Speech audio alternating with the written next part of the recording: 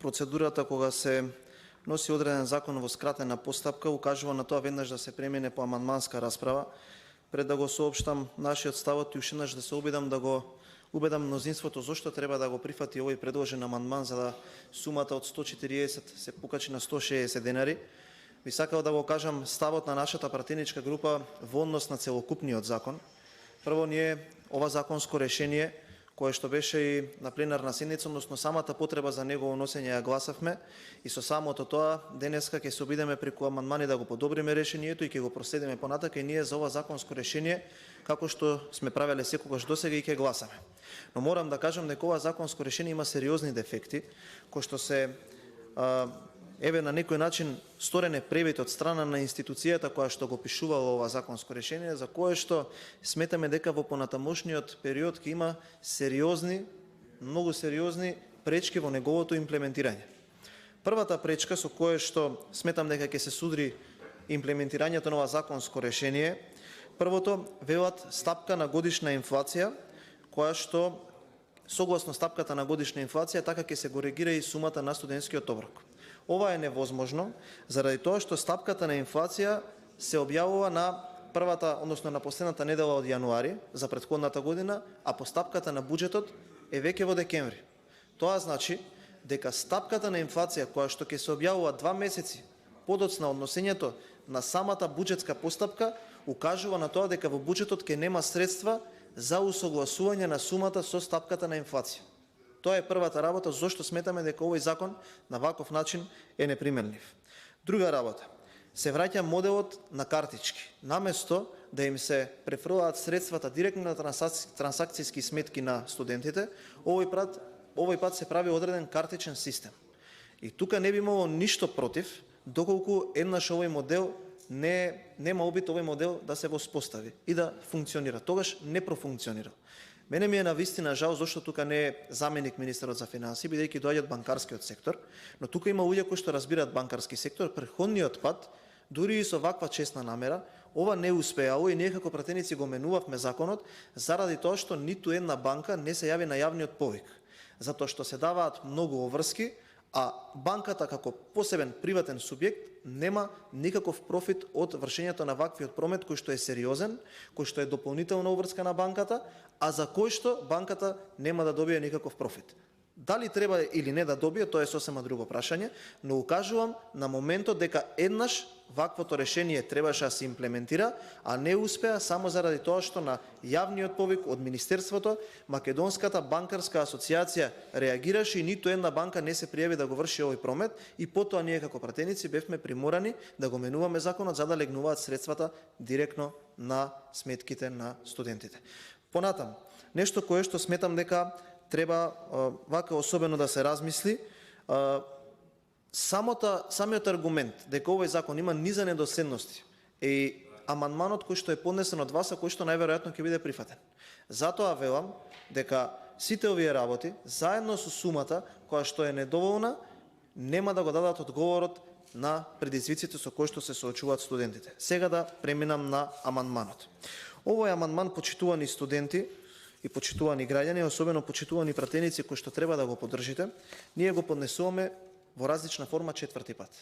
Првиот пат, ќе ве потсетам, го поднесовме како закон, кога беа антикризните мерки во моменти кога инфлацијата растеше заедно со цената на горивата, на енергентите и така натака и така натака. Тогаш беше 120 денари, ние тогаш поднесовме закон за да биде 160 денари. Се одби. Понатаму ќе ве потсетам на месец ноември. Исто така имаше протести, студентски протести, студентите дојдоа тука во собранието, требаше да се видиме. Јас и тогаш кажав, бев крајно разочаран заради тоа што тие студенти кои што доаѓаат во собранието и кои што ги имаат окупирано институциите внатре во универзитетите, не се студентски лидери. И тоа е монополизиран преговор и приватизиран од страна на членови на владеачката партија, односно коалиција СДСМ и ДУИ, ќе ги кажам и по име и по презиме, затоа што веднаш штом заврши таа средба ми приде еден од нив и ме праша зашто сум го напаѓал, а јас му ветив дека додека вака нечесно се однесуваат кон сите студенти, особено ние кои што се малку посиромашни, уште подрско ќе ги напаѓам, затоа што голем дел од тие кои што тогаш се стикаа со Ковачевски на селфито, сега повеќе не се студенти, но студентите останаа со маката која што имаат сега. Тогаш се изготви еден акционен план кој што требаше да влезе во сила за реновирање на студентски домови, за системско решение, не постои една обврска не постои од тој план која што е реализиран. Една обврска не постои. Она кое што мене особено ме интересира, зашто сега го нема на УСС председателот Славчо Темелковски да даде свој коментар? Зашто го нема председателот на студентското собрание на Штуловиот универзитет, тој кој што беше гласен кога ние му кажавме како може оваа системска мерка да се имплементира, дури му дадовме и средства, поставки каде може да се извлечат. Ние бараме наместо 140 денари да биде 160 денари, да повторам. Понатаму поднесовме предлог закон. На иста седница потребите се гласаа. Нашиот беше одбиен, вашиот беше прифатен. Единствена разлика беше 140-160. И четвртиот обид е сега. 4 пати се обидуваме ние да ја протнеме оваа мерка. Колкава е финансиската импликација? 56 милиони денари. Што е сума несериозна за држава која што има буџет од 5,4 милиарди евра. Сметам дека треба да се надминеме себе си. Ќе ги искористам зборовите на колешката Зајкова, која што образложувајќи го законот ги искористи на пленарната седница, да не правиме политика од ова, но навистина е срамота да зборуваме за 20 денари плюс, да им ги дадеме на студентите или не, а ќе зборуваме за системско решение. Исто така би сакал да нагласим една друга работа. Еден друг феномен кој што се случи, а кој што го разговараме неколку месеци, именно од организацијата Студентски отпор дадоа, односно извадија, пушти едно соопштение до јавноста, каде што побараа средба со сите пратенички групи. Единствената пратеничка група која се одзва на тој повик беше пратеничката група на ВМРО-ДПМН. Јас, Никола Мицевски и Дафина Стојановска ги примивме студентите, дојдоа тука и дадоа изјава за медиуми. Има неколку барања. Едното барање беше 50, односно 160 денари да биде студентскиот оброк и другите како имплементација на акцијскиот план и некои прашања кои што нив ги мачат. Никој друг не ги повика. Но вечерта излезе едно друго соопштение, кое што е мотивирано од тивкото мнозинство, од коалиционите партнери СДСМ, ДУИ и Левица, каде што беше нападната најдрско пратеничката група на ВМРО-ДПМН зашто ги примила представниците на студентите. На овој амандман и тие представници на студенти се подпишани неколку пратеници од опозицијата. Тука се подпишани неколку пратеници од опозицијата. Тука нема подпишан ниту еден друг. Прво, никој ниту ги повика тие студенти, никој не ги повика, само ги повикуваат оние кои што се блиски, браќа на поранешни градоначалници, тие кои што секој ден ставаат слики со поранешниот премиер или со сегашниот премиер, тие кои што дојдоа тука, требаше во владата за да не присуствуваме ние, па во собрание дојде Ковачевски како спасител, па даде изјава во март ќе има системско решение, студентите ќе бидат задоволни, ќе се покачи сумата. И сега овие од Левица кои што имаат двајца пратеници, од кои што едниот е професор, не најде за сходно тој да предложи амандман. Може не се согласуваат тоа што ние сме ги примиле студентите. Еве дека не биде 160, нека биде 150 денари. Но такви напади, кои што доаѓаат ад хоминем, и такви студентски лидери со кои што првпат у животот сум се сретнал да некој да не сака повеќе пари да зема за студентски оброк, донесуваат до нарушување на студентскиот стандард и до неисполнување на ветување од акционен план, кои што се дадени пред медиуми, пред студенти, директно од тој кој што е најзасегнат, тоа е премиерот во владата.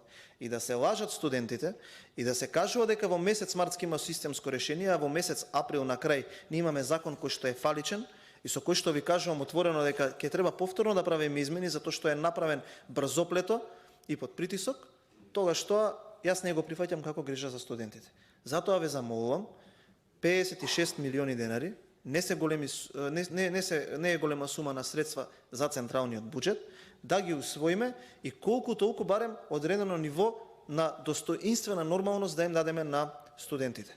Заради тоа што, доколку овој пат не го усвоиме овој амандман, ние ќе продолжиме да го предложуваме се додека едноставно имаме можност за истото. Нареден пат кога овој амандман ќе биде предложен, ќе биде како амандман за предлог ребалансот на буџетот и тогаш ќе ги видат граѓаните, а и студентите ставките каде што може да се скрати на луксусот на функционирањето и на функционирањето на целокупната држава, а да им се дадат 20 денари плюс. Навистина се срамам што зборам за 20 денари плюс субвенција за над 20.000 студенти, но едноставно сметам дека сите треба да пронајдеме разум и како пратеници во собранието да го одбраниме нашиот суверенитет и да го изгласаме ова. Средства во буџетот ќе најдат тие кои што ги плаќаат граѓаните, кои што ние ги бираме. Благодарам.